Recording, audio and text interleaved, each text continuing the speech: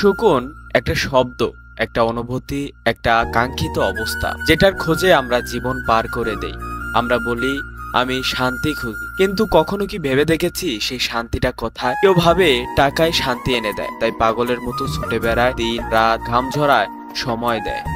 তবুও এক সময় বুঝে যায় ব্যাংকে টাকা জমা হলেও হৃদয়ে সুকুন জমে না। কেউ ভাবে সম্পর্কই সুকুন দেবে, ভালোবাসা, বন্ধুত্ব, পরিবার, কিন্তু যখন কাছের মানুষ কষ্ট দেয়, উপেক্ষা করে, ভালোবাসা ছেড়ে অন্যদিকে পা বাড়ায়, তখন হৃদয় ফেটে যায়।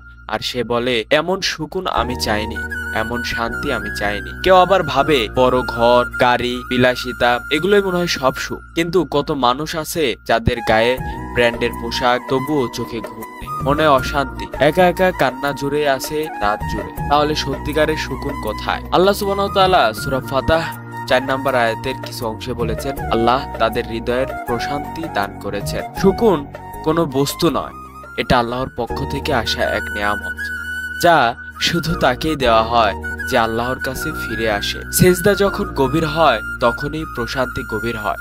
তুমি যখন কাঁদো, মানুষ অবহেলা করে, কিন্তু সেজদায় তখন তুমি বলো, ইয়া আল্লাহ, আমার কিছু চাই না, তুমি থাকলেই হয়। তখন এক অদ্ভুত প্রশান্তি নামে হৃদয়, যেটা বলা যায় না, শুধু অনুভব করা যায়। যার ভরসা আল্লাহ, তার মন সহজে ভাঙে না। যে কোরআন পড়ে, তার নিঃশ্বাসেও সুকুন মিশে যায়। যে তাওয়াক্কুল করে, তার কষ্ট হয়ে যায় ইবাদতের অংশ। সুকুনের আলামত কি? যখন কষ্টেও তুমি হাসতে পারো, যখন অশান্তির মাঝেও ভরসা হারাও না, যখন সব হারিয়ে বুঝো আল্লাহই যথেষ্ট। সুখ ও সুকুনের পার্থক্য বুঝে নাও।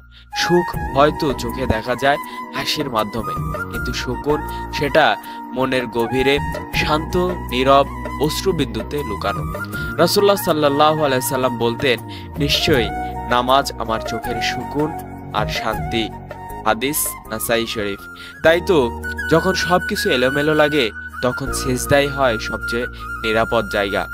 তুমি যদি আজকে হতাশ হও, সবকিছুর পরেও মনে হয় আর পারছি না, তবে একটু সিজদায় গিয়ে কাঁদো। কোনো মানুষ নয়, শুধু আল্লাহকে বলো। তোমার চোখের অশ্রু হয়তো কথা বলবে, আর আল্লাহ নিশ্চয়ই তা শুনবেন। সেই সুকুন যেটা বাজারে মেলে না, সম্পর্কে থামে না, টাকায় কেনা যায় না, তাই মেলে আল্লাহর জিকিরে, সিজদায়, চোখের অশ্রুতে।